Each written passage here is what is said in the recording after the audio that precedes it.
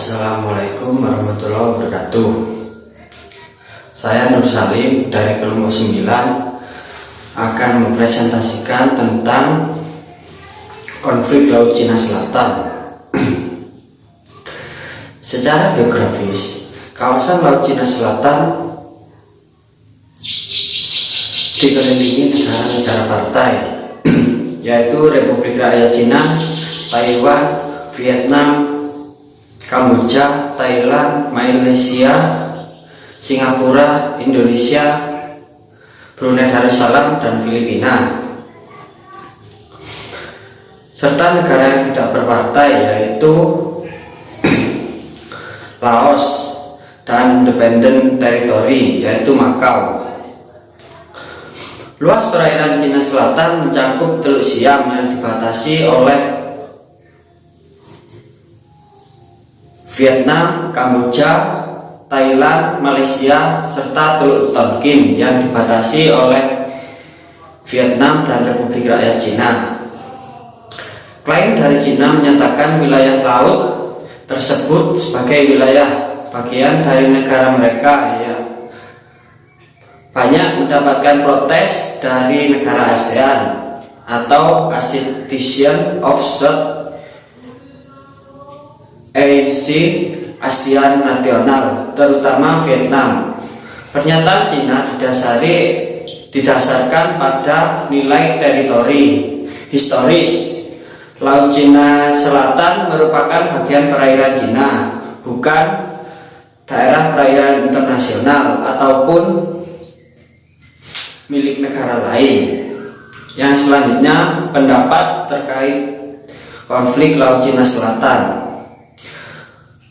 Pendapat kami tentang Laut Cina Selatan itu, konflik tersebut sangatlah mungkin bisa terjadi bila ditinjau dari letak geografis Laut Cina Selatan. Letaknya dikelilingi banyak negara-negara partai. Yang selanjutnya dilanjutkan oleh Titin Fitria. Terima kasih. Assalamualaikum warahmatullahi wabarakatuh. Saya Titin Fitria dari kelompok 9. Di sini saya akan menyambung dari pemateri 1 yaitu Mas Salim. Di sini saya akan membahas tentang alasan terjadinya konflik Laut Cina Selatan. Yang pertama yaitu letak geografis yang tidak menentu membuat negara-negara yang saling berbatasan merasa mempunyai hak atas Laut Cina Selatan. Jadi begini, sebelumnya kan sudah dijelaskan bahwa Laut Cina Selatan itu letaknya saling berhimpitan dengan banyak negara. Otomatis negara-negara tadi yang saling berhimpitannya, saling berbatasan, merasa dirinya mempunyai hak atas Laut Cina Selatan. Yang kedua yaitu merupakan kawasan yang bernilai ekonomis karena mempunyai sumber daya alam berupa minyak dan gas yang sangat berlimpah. Jadi begini, karena letaknya Laut Cina Selatan itu mempunyai nilai ekonomis yang sangat tinggi, yaitu mempunyai sumber daya alam berupa minyak dan gas yang sangat berlimpah, otomatis negara-negara tadi yang saling berhimpitan memperebutkan Laut Cina Selatan agar menjadi milik negara tersebut. Alasan yang ketiga yaitu kawasan tersebut merupakan jalur pelayaran dan komunikasi secara internasional. Karena letaknya sangat strategis sebagai jalur pelayaran dan komunikasi, bahkan letaknya sangat ekonomis, jadi negara-negara tadi itu saling memperebutkan Laut Cina Selatan. Yang keempat yaitu sebagai jalur perdagangan dan distribusi minyak dunia. Tadi kan sudah dijelaskan sebelumnya bahwa Laut Cina Selatan itu mempunyai sumber daya alam berupa minyak dan gas yang sangat berlimpah, dan juga sebagai tempat pelayaran dan komunikasi secara internasional. Jadi ini saling berhubungan ya antara alasan tadi yang kedua, ketiga dengan alasan yang keempat ini. Jadi sama. Jadi hal-hal tersebut itu membuat Laut Cina Selatan saling diperebutkan. Yang kelima, ini adalah alasan yang terakhir ya, kenapa sampai sekarang itu konflik Laut Cina Selatan belum terselesaikan, yaitu karena tidak pernah ada negara-negara yang mau mengalah atas klaim Laut Cina Selatan. Jadi klaim Laut Cina Selatan ini yang pertama kali dinyatakan yaitu dari Cina. Cina mengeluarkan suatu pernyataan bahwa Laut Cina Selatan itu adalah milik Cina karena letaknya yang sangat dekat dengan negara Cina. Makanya Cina itu mengklaim bahwa Laut Cina Selatan adalah milik dari Cina. Otomatis negara-negara yang lain yang saling berhimpitan tadi merasa keberatan bahwa itu adalah milik dari Cina sendiri. Negara-negara yang lain itu tidak pernah mau mengalah, tidak pernah mau setuju dengan pernyataan dari Cina.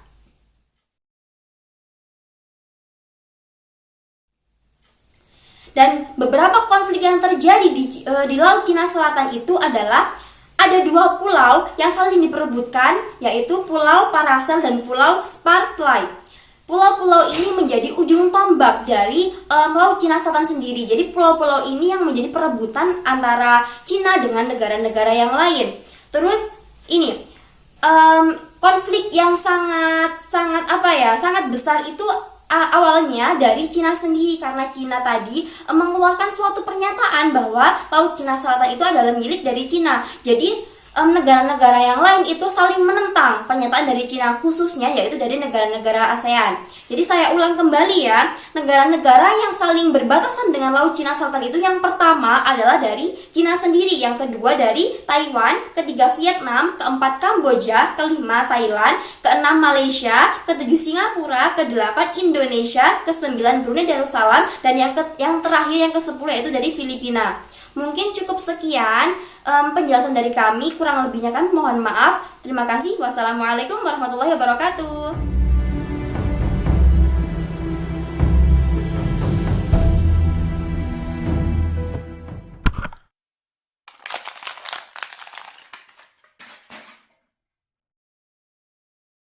Laut Cina Selatan adalah kawasan yang sangat strategis secara geografis karena laut ini merupakan jalur utama yang menghubungkan dunia bagian barat dan timur. Oleh karena itu, Laut Cina Selatan adalah salah satu perlintasan perdagangan internasional yang semakin ramai, dan sepertiga perdagangan kargo internasional dilakukan melalui kawasan ini. Pada tahun 2018, diperkirakan nilai perdagangan pada kawasan ini mencapai 3,37 triliun dolar atau setara 417 triliun rupiah. Sebagai penghubung antara Selat Malaka ke Samudra Hindia, perekonomian negara Asia Timur termasuk Tiongkok sebagai kekuatan ekonomi nomor 2 dunia sangat bergantung pada kawasan ini. Karena faktor keuntungan strategis inilah, Tiongkok membuat klaim atas perairan Laut Cina Selatan sebagai wilayahnya berdasarkan suatu peraturan aneh buatannya sendiri pada peta Laut Cina Selatan yang disebut dengan 9 dash line atau 9 garis putus-putus pada peta. Garis-garis ini terbentang dari dataran Tiongkok hingga jauh ke selatan hingga berbatasan dengan perairan Malaysia dan Natuna.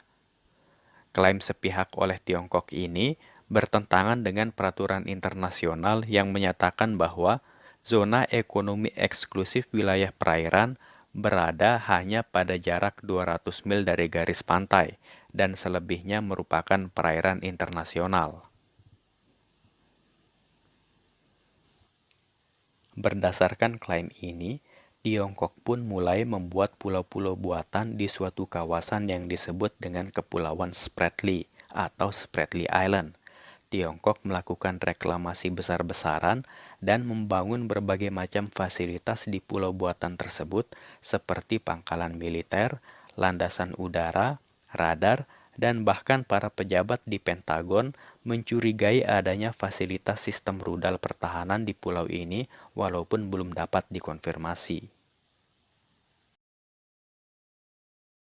Pembangunan pulau-pulau buatan oleh Tiongkok ini mengundang kecaman dari berbagai negara ASEAN karena 9 garis pada peta Tiongkok itu bertumpang tindih dengan zona ekonomi eksklusif negara-negara ASEAN yang berbatasan langsung dengan Laut Cina Selatan.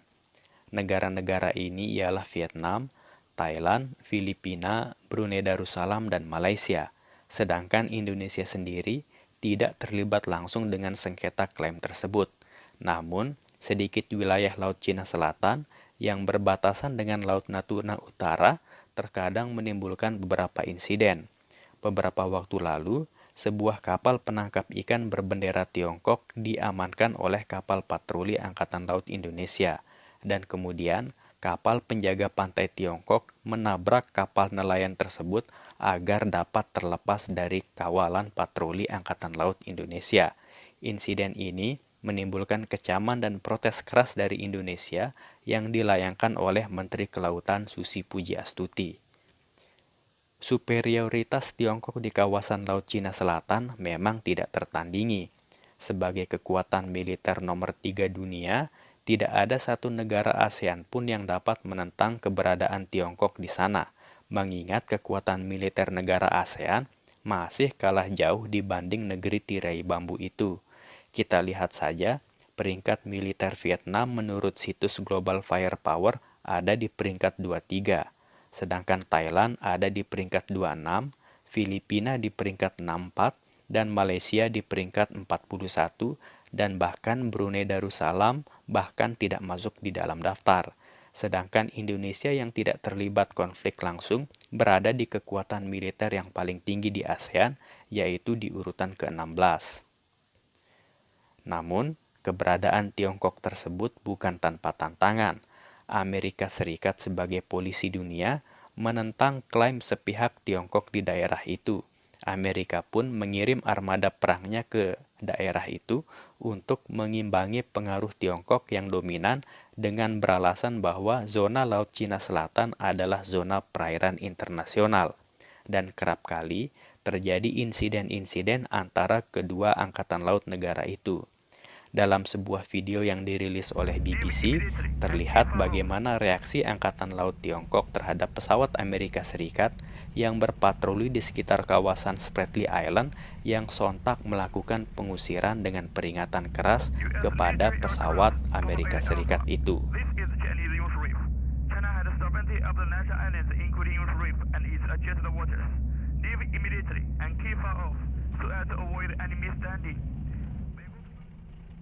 Nah, menurut kalian, kira-kira apa ya langkah yang harus dilakukan negara ASEAN untuk mengimbangi pengaruh Tiongkok tersebut? Jangan lupa subscribe channel ini dan silahkan ketik komen kalian di bawah dan sampai jumpa di video Polmil selanjutnya.